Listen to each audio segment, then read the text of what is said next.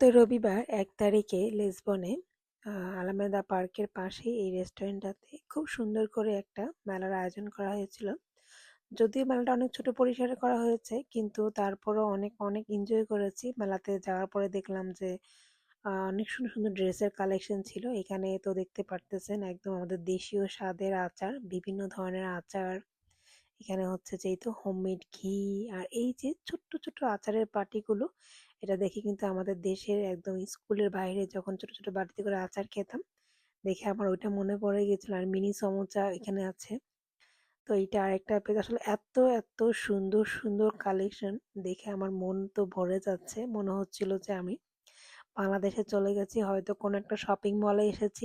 ঘুরে ঘুরে এক একটা স্টলে থাকে না, এক একটা দোকানে এক এক ধরনের জিনিস। তো সেম আমাদের এই মেলাতে এক একটা জায়গায় এক একটা স্টলে এক এক রকম কালেকশন ছিল।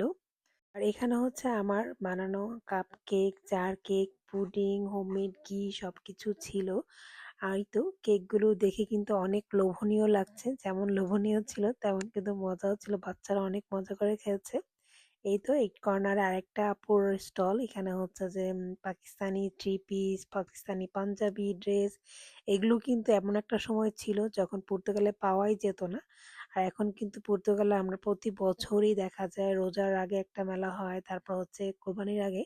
তো ভালোই লাগে, ঈদ ঈদ মনে হয়।